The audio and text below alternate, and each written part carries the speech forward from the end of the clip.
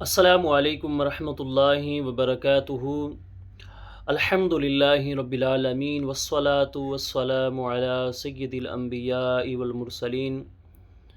الصلاة والسلام علیک یا رسول اللہ، الصلاة والسلام علیک یا حبیب اللہ، وعلی آلک واصحابک سیدی یا نور اللہ۔ اللہ تبارک و تعالیٰ کی ذات ہمیشہ سے ہے اور ہمیشہ رہے گی، اور وہ ذات ایسی ذات ہے، اس سے پہلے کوئی نہ تھا، کچھ نہ تھا۔ اس نے جب چاہا سب کچھ ہو گیا۔ اس ضمن میں اللہ کے حبیب صلی اللہ تعالی علیہ وسلم نے ارشاد فرمایا، کان اللہ ولم یکن قبلہ شیء وکان عرشہ علی الماء،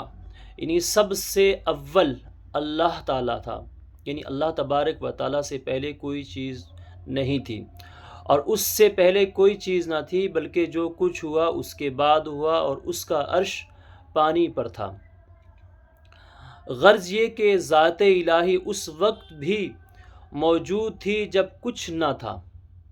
اور اس وقت بھی ہوگی جب کہ ہر شے معدوم ہو جائے گی۔ اور اللہ تعالیٰ کا ارشاد ہے، هو الاول والآخر والظاہر والباطن وهو بكل شیء علیم۔ وہی اول ہے، وہی آخر ہے، وہی ظاہر ہے، وہی باطن ہے، اور وہی سب کچھ جاننے والا ہے۔ عرش، کرسی، لوح قلم، تمام کائنات سے پہلے اللہ جل شانہ نے اپنے محبوب صلی اللہ تعالیٰ علیہ وآلہ وسلم کے نور کو پیدا فرمایا، جیسے کہ حدیث پاک میں ہے۔ حضرت جابر رضی اللہ تعالیٰ عنہ فرماتے ہیں کہ میں نے عرض کیا، یا رسول اللہ علیہ الصلاۃ والسلام، میرے ماں باپ آپ پر قربان، مجھے بتائیے کہ سب سے پہلے اللہ تعالیٰ نے کس چیز کو پیدا فرمایا؟ تو اللہ کے حبیب صلی اللہ تعالیٰ علیہ وآلہ وسلم نے ارشاد فرمایا، اے جابر، بے شک اللہ تعالیٰ نے تمام مخلوقات سے پہلے تیرے نبی کے نور کو اپنے نور سے پیدا فرمایا، اور وہ نور قدرت الہی سے جہاں اللہ نے چاہا رکھا، اور اس وقت لوح و قلم، جنت و دوزخ، فرشتے و آسمان و زمین، سورج و چاند، جن و انس کچھ نہ تھا۔ یعنی اللہ تبارک و تعالیٰ کے حبیب صلی اللہ تعالیٰ علیہ وسلم سے جب حضرت جابر رضی اللہ تعالیٰ عنہ نے سوال کیا کہ یا رسول اللہ علیہ کا صلاۃ و سلام، کہ اللہ تبارک و تعالیٰ نے سب سے پہلے کس شے کو پیدا فرمایا، کس چیز کو اللہ نے پیدا فرمایا، تو اللہ کے حبیب صلی اللہ تعالیٰ علیہ وسلم نے ارشاد فرمایا کہ اے جابر، سب سے پہلے اللہ تبارک و تعالیٰ نے اپنے نور سے تیرے نبی کو پیدا فرمایا۔ یہ نہیں فرمایا کہ اے جابر، اللہ نے اپنے نور سے مجھے پیدا فرمایا یا محمد کو پیدا فرمایا۔ یہاں سے ایک بات واضح ہوتی ہے کہ جو بعض لوگ یہ مانتے ہیں کہ ہمارے نبی کریم صلی اللہ تعالیٰ علیہ وآلہ وسلم کو جو نبوت ملی، رسالت ملی، وہ 40 سال کے بعد ملی، لیکن یہاں حدیث میں ہے کہ میرے آقا فرماتے ہیں کہ اے جابر، اللہ نے تیرے نبی کے نور کو، یعنی اس وقت بھی آپ صلی اللہ تعالیٰ علیہ وآلہ وسلم نبی تھے جب اللہ تبارک و تعالیٰ نے کچھ پیدا نہیں فرمایا، یعنی نہ لوح پیدا فرمایا، نہ قلم پیدا فرمایا، نہ عرش پیدا فرمایا۔ تو اللہ تبارک و تعالیٰ نے جو سب سے پہلے چیز پیدا کی وہ نبی کے نور کو پیدا کیا۔ تو یہاں سے پتہ چلتا ہے کہ ہمارے نبی پاک صلی اللہ تعالیٰ علیہ وسلم اس وقت بھی نبی تھے جب کہ کائنات میں کوئی موجود نہ تھا، جیسا کہ احادیث میں اور بھی روایتوں میں ملتا ہے کہ میرے آقا صلی اللہ تعالیٰ علیہ وسلم نے ارشاد فرمایا کہ میں اس وقت نبی تھا جب آدم مٹی اور پانی کے مراحل کو پار کر رہے تھے، یعنی حضرت آدم علیہ السلام کا پتلا تیار کرنے کے لیے جب فرشتے گارا گوندھ رہے تھے، گارا بنا رہے تھے مٹی اور پانی سے، تو میرے نبی فرماتے ہیں میں اس سے بھی پہلے نبی تھا، میں اس وقت بھی نبی تھا۔ تو یہاں سے پتہ چلتا ہے کہ آپ صلی اللہ تعالیٰ علیہ وسلم کو جو نبوت ملی وہ 40 سال کے بعد نہیں ملی، بلکہ آپ صلی اللہ تعالیٰ علیہ وسلم کی پیدائش سے پہلے، تمام مخلوقات کی پیدائش سے پہلے اللہ تبارک و تعالیٰ نے آپ کو نبوت سے سرفراز فرما دیا تھا۔ اور اللہ جل شانہ نے ارشاد فرمایا هو الذي خلق السماوات والارض في 6 ایام وكان عرشها على الماء، یعنی آسمان اور زمین کی پیدائش سے پہلے عرش پانی پر تھا، یعنی آسمان اور زمین سے پہلے اللہ تبارک و تعالیٰ نے عرش کو پیدا فرمایا اور وہ پانی پر تھا، اور ان کے درمیان کوئی چیز حائل نہ تھی، یعنی پانی اور عرش کے درمیان کوئی چیز حائل نہ تھی، نہ یہ کہ عرش پانی کی پشت پر تھا اور اس کے ساتھ متصل تھا۔ اور اس سے معلوم ہوا کہ اول حادث اجزام سے پانی ہے، یعنی بعض نے فرمایا پانی ہوا کی پشت پر تھا، یعنی پانی ہوا کی پشت پر تھا، اور اقتدار اور احکام خلائق و زمین و آسمان سے کافی عرصے پہلے لکھے گئے، یعنی اللہ تبارک و تعالیٰ نے مخلوقات کے جو احکامات ہیں، کون کیا کرے گا، کون کیسے پیدا ہوگا، کون کس کے قسمت میں کتنی زندگی ہے، کون کتنے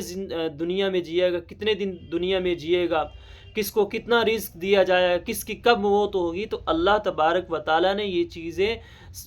آسمان و زمین کے پیدائش سے پہلے لکھ دیا تھا تقدیر میں۔ حضرت سیدنا عبداللہ ابن عمر رضی اللہ تعالیٰ عنہ سے روایت ہے کہ محبوب کبریا احمد مجتبیٰ محمد مصطفیٰ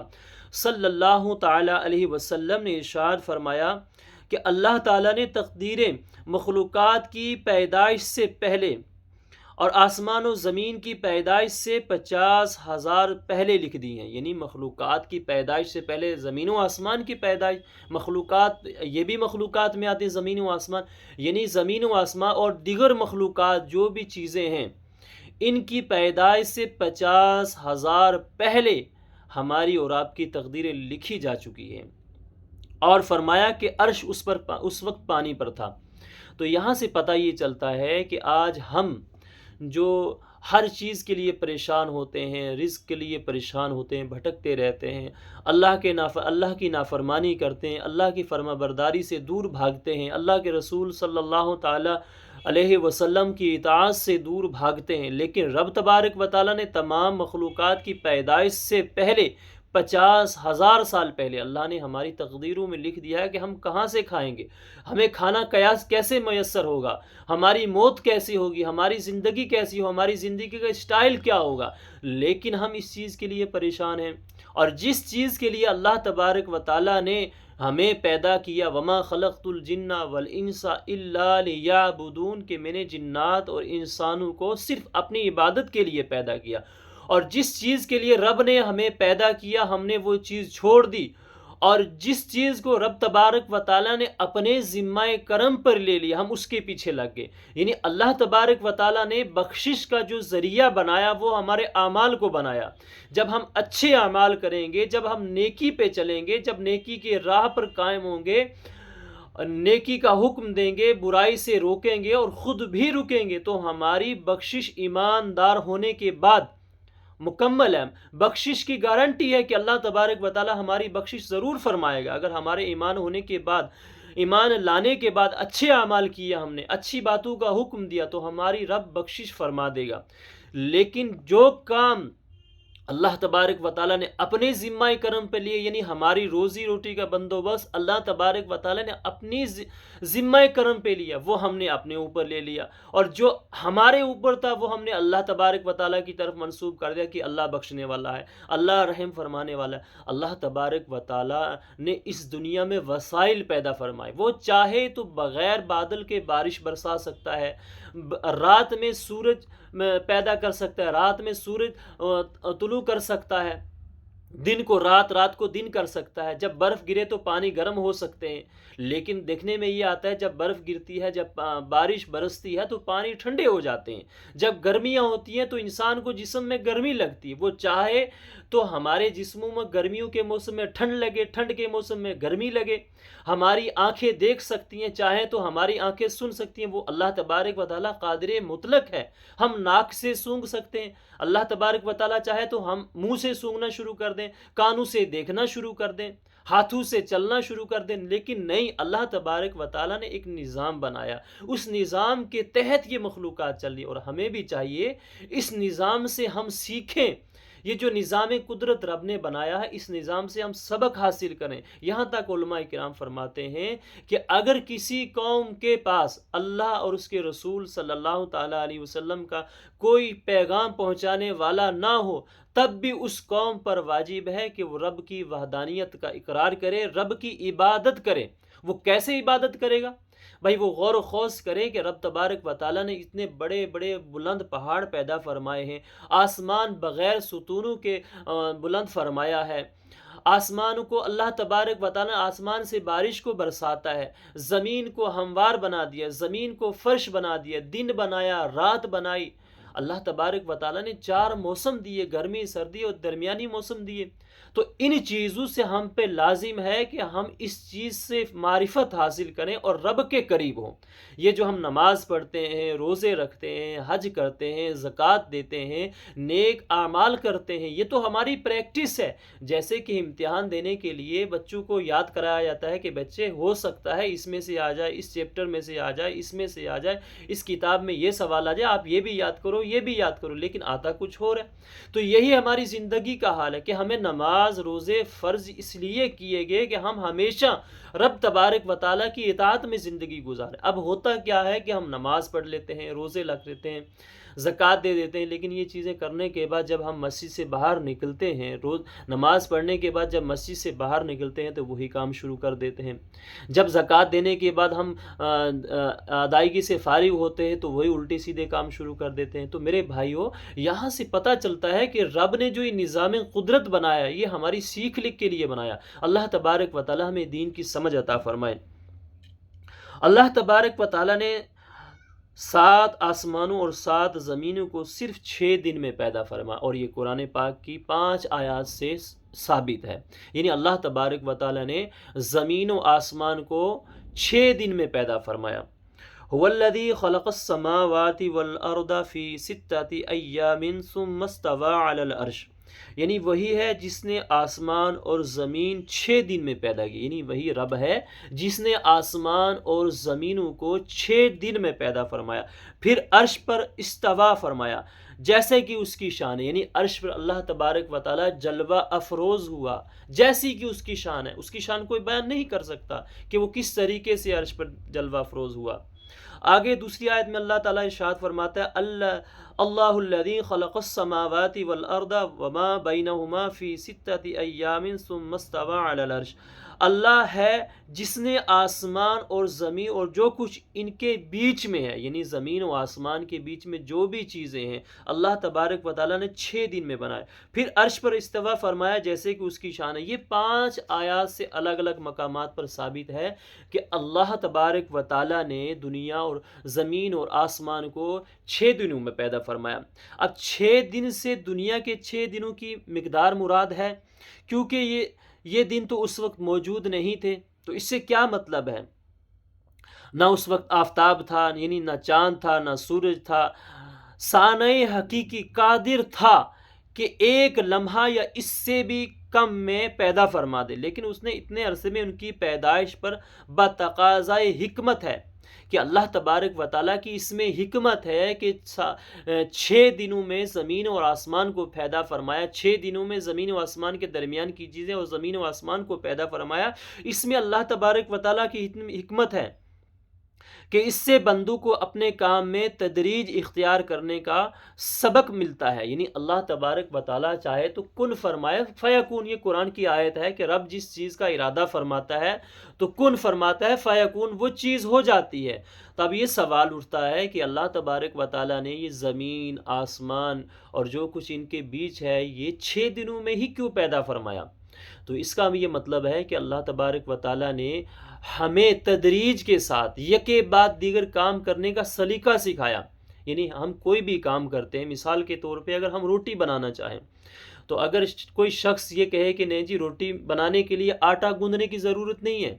آٹا گوندھنے کے لیے پانی کی ضرورت نہیں ہے، پانی اور آٹے کو لے لیا آپ نے، اس میں برتن کی ضرورت نہیں پڑے گی، تو یہ عقل سے پرے والی بات ہے، عقل سے دور کرنے والی بات ہے. تو ہمیں اگر آٹا گوندھنا ہے تو ہمیں پانی بھی چاہیے، برتن بھی چاہیے اور گوندھنے کے لیے ہاتھ بھی چاہیے. جب یہ سب چیزیں تیار ہو جائیں، آٹا گوندھ جاتا ہے، تب ہمیں لکڑی کی ضرورت پڑتی ہے، آگ جلانے کا معاملہ کرنا پڑتا ہے، آگ جلانی پڑتی ہے، اس کے اوپر توا یا اس طرح کی کوئی چیز رکھنی پڑتی ہے، روٹی کو بیلنا پڑتا ہے، تب روٹی جا کے توے پہ ڈالنی پڑتی ہے، روٹی کو سیکنا پڑتا ہے، تب روٹی جا کے تیار ہوتی ہے. تو اللہ تبارک و تعالیٰ نے جو 6 دنوں میں زمین و آسمان کو پیدا فرما کے ہمیں تدریج کے ساتھ کام کرنے کا سلیقہ بتایا. یعنی اگر ہم بغیر تدریج کے کوئی کام کرتے ہیں تو رب تبارک و تعالیٰ کی طریقہ کار پہ ہم نہیں چل سکتے. مثال کے طور پہ ہم نمازیں پڑھیں اور خالی پورے دن نمازیں پڑھتے ہیں، 24 گھنٹے نمازیں پڑھتے ہیں، اب ہم زکوٰۃ سے انکار کر دیں تو ہم حقیقت میں مومن نہیں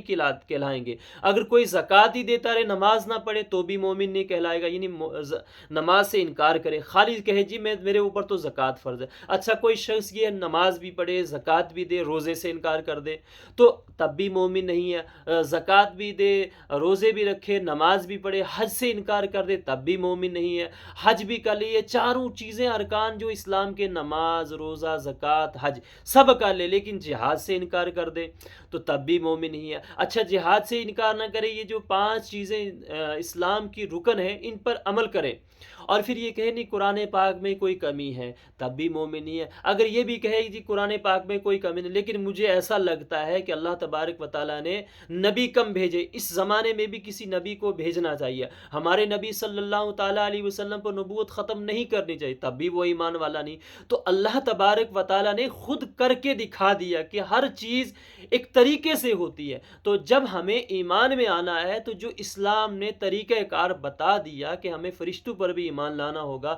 ہمیں رسول و نبیوں پر بھی ایمان لانا ہوگا، ہمیں اللہ کی قدرت پر بھی ایمان لانا ہوگا، ہمیں تقدیر اچھی بری پر بھی ایمان لانا ہوگا، مرنے کے بعد اٹھنے پر بھی ایمان لانا ہوگا، حساب و کتاب پر بھی ایمان لانا ہوگا، حشر کے میدان پر بھی ایمان لانا ہوگا، تب ہم جا کے مومن کہلائیں گے. اگر یہ ہم سوچیں خالی نماز پڑھنے سے ہمارا کام چل جائے گا، زکوٰۃ دینے سے ہمارا کام چل جائے گا، ایسا نہیں ہو سکتا. اللہ تبارک و تعالی ہمیں اور آپ کو دین کی سمجھ عطا فرمائے. جو کہا اور سنا رب تبارک و تعالی اپنے حبیب صلی اللہ تعالی علیہ وسلم کے صدقے میں کہنے اور سننے سے زیادہ عمل کرنے کی توفیق عطا فرمائے. اس ویڈیو کو خود بھی دیکھیں اور اپنے احباب کے پاس شیئر کریں. ہو سکتا ہے کہ یہ شیئر کرنے سے کسی کی زندگی سنور جائے، کسی کا ایمان پر خاتمہ ہو جائے، کوئی عمل کر لے اور انشاءاللہ الکریم اس نے اگر عمل کر لیا میرا بھی معاملہ بن جائے گا، بخشش و نجات کا ذریعہ بن جائے گا اور آپ کا بھی بن جائے گا. اللہ تبارک و تعالی ہمیں دونوں جہان کی بھلائیاں نصیب فرمائے. استغفر اللہ ربی من کل ذنب واتوب الیہ. السلام علیکم ورحمۃ اللہ وبرکاتہ.